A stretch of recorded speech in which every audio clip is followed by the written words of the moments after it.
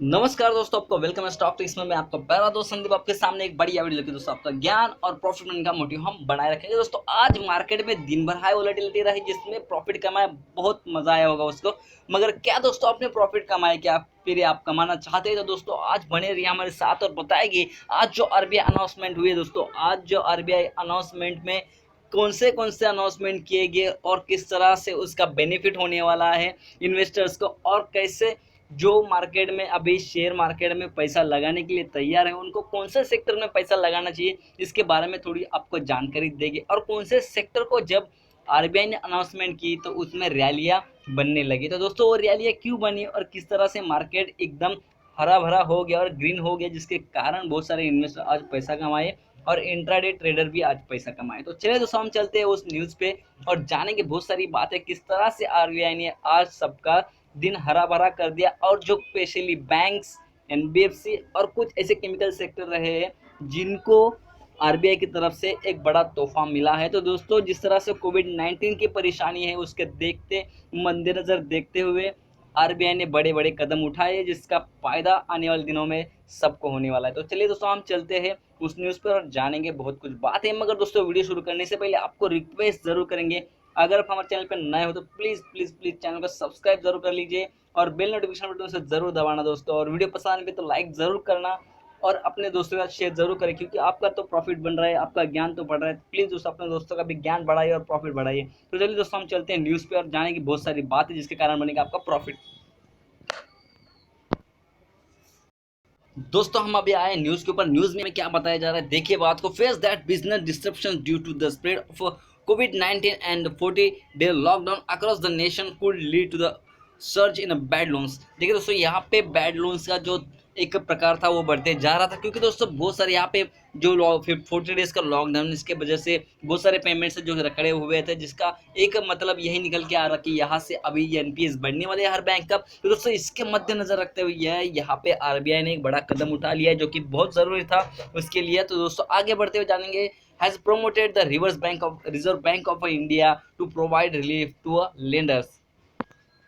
यहाँ पे आरबीआई ने रिलीफ प्रोवाइड कर दिया है, जितने भी बैंक्स हैं उनको, जो लेंडर्स हैं उनको प्रोवाइड किया है रिलीफ। मतलब क्या दोस्तों यहाँ पे एनबीएफसी का भी एक इंक्लूजन हो जाता है यहाँ पे जो कदम उठाया आरबीआई ने। तो दोस्तों while doing the regulator has to ensure that banks set aside enough funds and converts the capital to deal with an inevitable increases in interest ऐसे ड्यू टू वीकिंग इकोनॉमिक कंडीशन। दोस्तों यहाँ पे इकोनॉमिक कंडीशन बहुत ही खराब हो गई है कोविड-19 की वजह से। यहाँ पे कदम उठाना बहुत जरूरी था जिसके कारण यहाँ पे हमारी थोड़ी इकोनॉमी को सहारा मिल सकता है, और दोस्तों वही हुआ है। और आरबीआई ने बड़ा अच्छा सा एक कदम उठाने के बाद जो मार्केट में रैली देखने मिली है बहुत ही बढ़िया रही है। तो दोस्तों आगे वाले दिनों में हमें और क्या इसमें देखने मिल सकता है उसके बारे में हम जानेंगे।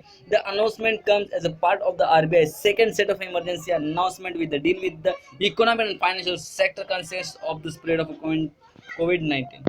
यह आरबीआई का दूसरा चरण था अनाउंसमेंट का दोस्तों, इसमें बहुत सारी इकोनॉमिक और फाइनेंशियल के ऊपर बातें की गई और जिसके कारण जो स्प्रेड हो रहा है कोविड-19, जो कोरोना वायरस स्प्रेड हो रहा है उसके बदौलत बहुत सारा इकोनॉमिक और फाइनेंशियल स्ट्रेस आ रहा है हमारे इकोनॉमी पे, उसको रिलीफ करने के लिए ये बड़े कदम उठाए गए। From 90 days to 180 days a present an account where the payments are overdue for more than 90 days is classified as a non-performing asset. Bank then have to provision minimum 15% against this account. On March 27, the RBI had allowed banks to offer term loans customer 3 months moratorium. Customer who will take that moratorium will not be marked down as a non-performing asset, the RBI said। देखिए दोस्तों यहाँ पे RBI ने एक बड़ा एक निर्णय ले लिया जो कि जो नॉन परफॉर्मिंग एसेट बढ़ने वाला बैंकों का, मतलब जो यहाँ से जो 3 महीना लॉकडाउन पड़ने वाला था जिसके कारण अभी मतलब जो लॉकडाउन हुआ है जिसके कारण 3 महीना ईएमआई नहीं पे करने वाले बंदे उनके लिए एक रिलीफ की निकली है। मतलब जो भी परफॉर्मेंस रहेगा उनका तो उस पर कोई असर नहीं रहेगा। मतलब आप समझ रहे मेरी बात। एक छोटी सी सिंपल लॉजिकली बात है दोस्तों, अगर आप हफ्ता पे नहीं करते, इंस्टॉलमेंट पे नहीं करते तो उसके ऊपर आपको चार्जेस लगते हैं, पेनल्टी लगते हैं, बहुत सारी बातें होती है। मगर ये मोरेटोरियम पीरियड में आपको वैसी कुछ बातें नहीं होने वाली जिसके कारण उनका जो नॉन परफॉर्मिंग एसेट था वो बढ़ने वाला था। ऐसे बातों को मद्देनजर रखते हुए यहाँ पर आरबीआई ने कहा कि जो मोरेटोरियम पीरियड में है उसको हम नॉन परफॉर्मिंग असेट मानेंगे नहीं और उसको 3 महीने के मुद्दत के बाद ही उसको नॉन परफॉर्मिंग एसेट में इंक्लूड किया जाएगा। ऐसा बड़ा एक अनाउंसमेंट आरबीआई ने यहाँ पे किया है बैंकों के लिए। RBI has now told banks that the 3 month period of a moratorium can be deducted while classifying NPAs.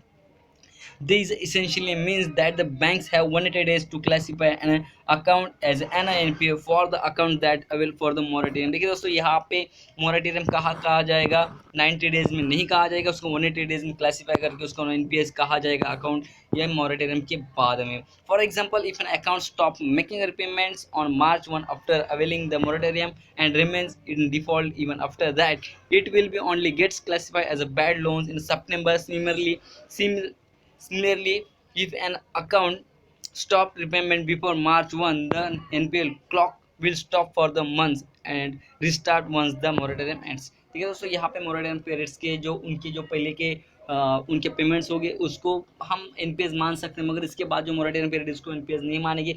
जब भी 3 मंथ्स का जो पीरियड मोरेटोरियम खत्म हो जाएगा उसके बाद उसे फिर इसे हम एनपीएस में कन्वर्ट कर सकते हैं। ऐसा आरबीआई ने बड़ा इंस्ट्रक्शन यहाँ पे दिया हुआ है, जिसके कारण आने वाले दिनों में जो एनपीएस बढ़ने वाली थी बैंक्स की और एनबीएफसी की वो नहीं बढ़ेगी, जिसके कारण यहाँ पे थोड़ी सी उनको रिलीफ ज़रूर मिलेगी। Banks benefit most, all banks will benefit from these measures as a bad loans will not spike immediately। देखिए दोस्तों, मैं ये डेटा आपको पढ़ के क्यों बताता हूँ मालूम है, ये इसको पढ़ के बताने का यही मतलब होता है कि मैं आपके सामने जो भी बातें रख रहा हूँ तोड़ फोड़ के या मरोड़ के नहीं रख रहा, सीधा आपको न्यूज़ ही दिखाता हूँ, जिसके कारण आपको कुछ बातें समझ में आती है, जिसके कारण आपका प्रॉफिट बनाने में थोड़ी आपको आसानी हो जाती है। देखिए दोस्तों, यहाँ पे जो सब बातें हैं बैंक्स के लिए वो बेनिफिट रहेगा। The major as a bad loans will not spike immediately. देखिए दोस्तों, ये जो न्यूज़ है उसका बहुत सारा बेनिफिट रहेगा बैंक्स को, उनके जो बैड लोन से वो बढ़ेंगे नहीं।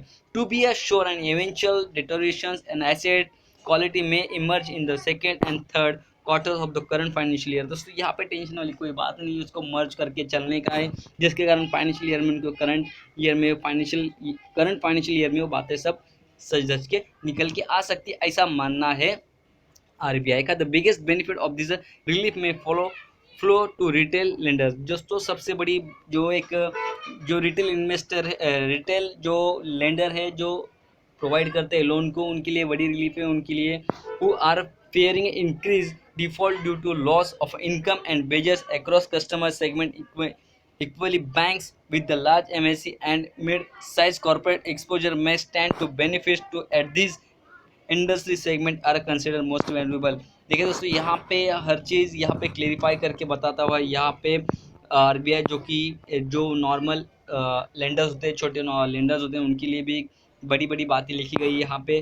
उनको टेंशन वाली बात नहीं है, वेजेस का कोई प्रॉब्लम नहीं होगा, ये सब बातें उन्होंने कह दी है अपने इस न्यूज़ में। दोस्तों यहाँ पे सबसे जो म्यूटेड बेनिफिट फॉर एनबीएफसी है वो क्या है वो जानेंगे ज़रूर। द बेनिफिट्स फॉर एनबीएफसी में be more muted since the follow India as an accounting standard which require them to provision based on loss given a default methodology.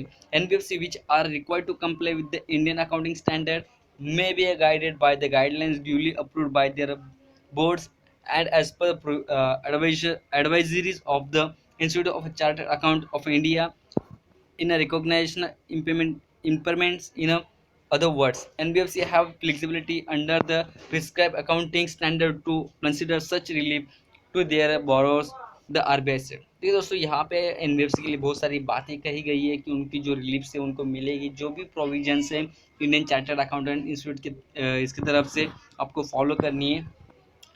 और थोड़ा सा आगे चलते हुए देखेंगे दोस्तों, बैंक मस्ट मेक प्रोविजंस। देखिए दोस्तों, यहाँ पे बैंक ने प्रोविजंस बनाने चाहिए ही, वो ज़रूरी है। While allowing relief on asset classification, the RBI is trying to ensure that lenders put aside adequate provision to cover for any eventual increase in a bad loans। देखिए दोस्तों, यहाँ पे उन्होंने एक बात ज़रूर कही है जो कि थोड़ी सी डिसएडवांटेज एक कहा जा सकता है बैंक के लिए। उन्होंने कहा है कि आपको थोड़ा सा प्रोविजन निकाल के रखना है जो आने वाले बैड लोन्स हैं उसके लिए। दोस्तों ये सबसे बड़ी अच्छी बात है, एक ना अपना हम कह सकते हैं सेफ्टी कदम है आरबीआई की तरफ से ये, मगर बैंकों के लिए सेफ्टी कदम नहीं है। With the objective ensuring that the bank maintain sufficient buffer and remain adequately provisioned to meet the future challenges, they will have to remain maintain higher provision of 10% on all such accounts under the standstill spread over 2 quarters, that is March 20 and June 20 the RBI set. देखिए दोस्तों यहाँ पे provision निकालना कितना ज़रूरी कर दिया है उन्होंने, जिसके कारण उनका जो एक लॉस होना है वो नहीं होगा, जो इवेंचुअल हम कह सकते हैं अनसर्टेनिटी आने वाली है उनके बैड लॉस में वो नहीं आएगी, क्योंकि उसकी सुरक्षा का कदम आप पहले उठा रहे हैं। तो दोस्तों आपको ये बात पूरी समझ में आएगी, NBFC और बैंक सेक्टर को बड़ा सहारा मिला है RBI तरफ से। दोस्तों आपको वीडियो कैसा लगा हो तो प्लीज़ मुझे डिस्क्रिप्शन में बताना, और आपका आने वाला प्रॉफिट बढ़िया बनेगा यही हम अपेक्षा करेंगे। दोस्तों वीडियो को लाइक ज़रूर करना, सबसे बड़ी बात दोस्तों हम लोग को सब्सक्राइब जरूर कीजिए, सब्सक्राइब करने से आपको और बढ़िया नॉलेज मिलते रहेगी, हमारी वीडियो आपको आती रहेगी। और दोस्तों बढ़िया वीडियो मिलते रहने के लिए आपको बेल नोटिफिकेशन बटन को प्रेस करना है, जिससे आपका बढ़िया से बढ़िया वीडियो मिलेगा और आपका ज्ञान भी बढ़ेगा सीधा, क्योंकि आपके इनबॉक्स में वो मैसेज आएगा, ईमेल आएगा, या फिर आपको बेल नोटिफिकेशन बटन आपको दबाने के बाद वो नोटिफिकेशन आएगा, जिसके कारण आपको पता चलेगा कि अभी वीडियो बन चुका है और आपका ज्ञान बढ़ाने के लिए आप तैयार हो जाइए। दोस्तों चलिए, थैंक यू।